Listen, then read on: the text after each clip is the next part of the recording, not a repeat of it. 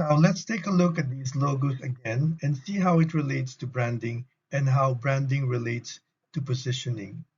As you see your favorite logos or brands, something comes to your mind. You remember an image of your experience or knowledge of what these logos represent. Remember that positioning and branding are two different things. Positioning is the intended way a brand or product should come in the mind of consumers, as conceptualized by the brand owners or the company. This comes with the intended branding, including the colors, visuals, sensory experience, and so on. In the consumer's mind, this becomes brand image based on how they perceive the product and what it offers. This includes visuals they see, sensory experience, and the use of the product or service. Eventually, through research, monitoring, and evaluation, marketers understand the brand image perceived by the consumers and whether they align with the intended positioning or not. If not, either they take advantage of the positive brand image and gear towards the same positioning by slowly going there. If they do not achieve their objective with such outcome in the current brand image that they are getting from the perception of the consumers, their option then is to reposition.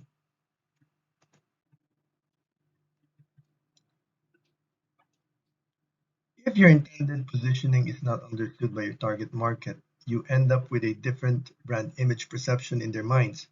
It can also happen when your unique value proposition is imitated, or worse, become obsolete after a while. Do you keep on following the same positioning? Do you remain faithful to the same positioning, thinking it has strong heritage legacy and would refuse to change? When operational environment leads to drastic changes in the competitive landscape, including changes in the consumer behavior or consumers having different perception of the brand, it's time to reposition.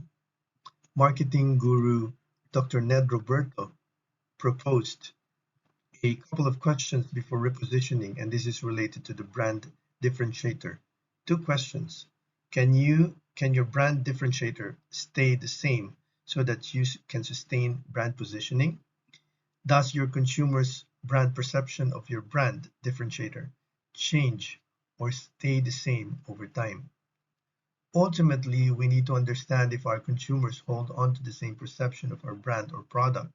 If this is not the case anymore, it's time to move on and reposition to rethink about the product's positioning. Remember 4 P's of marketing: product, price, place, and promotion. The last one does not refer to any kind of sales blitz or discount, but is referring to promoting the product to the public out there. By promotions, we refer to persuasive communications designed and delivered to inspire your target to action. So here are questions to ask when planning promotions. How will you inform the target audience about your project? What will you tell them? Who will tell them? Now let me tackle some components of the designing promotional materials. First question to ask is, what do I want to convey to my target audience? Sometimes our initial ideas are too broad and may not be able to hit directly our target audience. For example, we may have started with a goal about promoting nutrition to young students, but we forget to prioritize whether we should talk about a specific message: eat healthy food, eat vegetables, or maybe to make them self-sustaining, teach them to plant vegetables. That's where confusion starts, and therefore we need to decide and prioritize our messaging.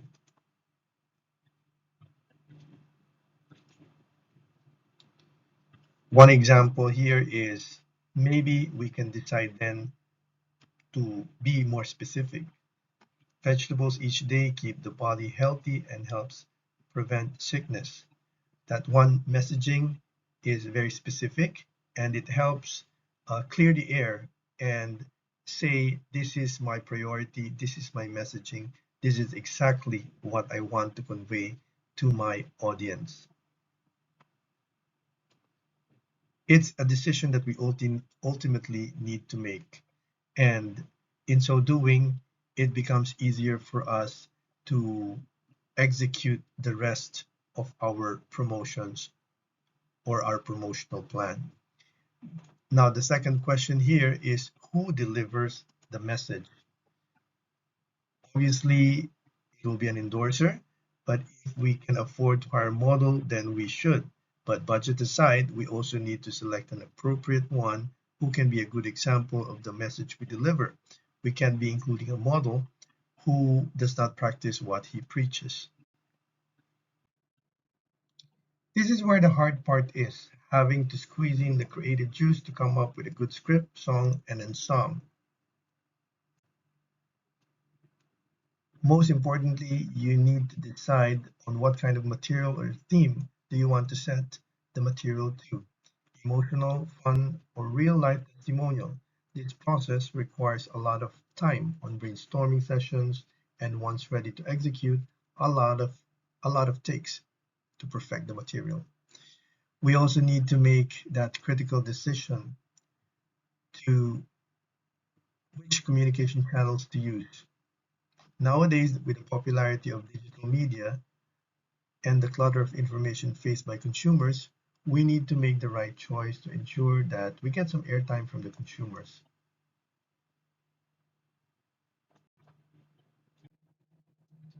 Now, let me share with you some tips in developing messages. We want to make sure our message is clear and simple.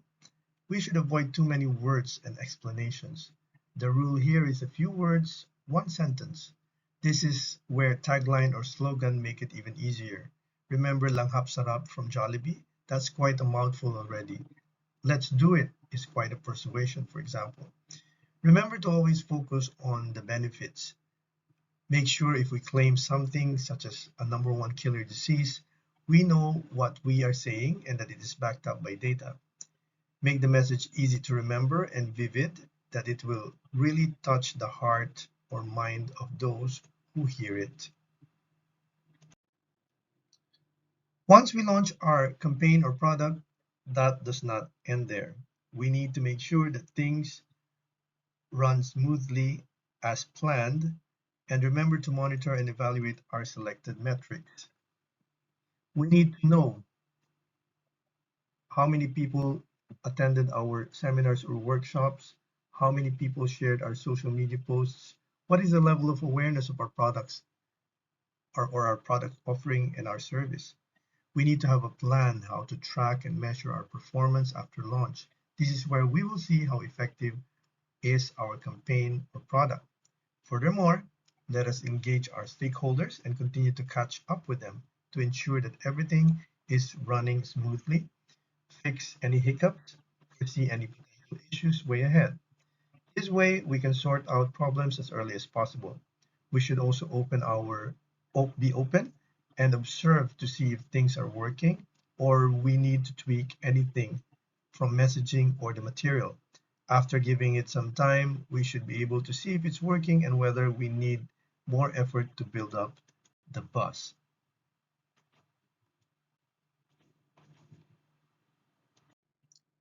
That's all for my report. Don't forget to answer my questions. I've posted them in the forum itself.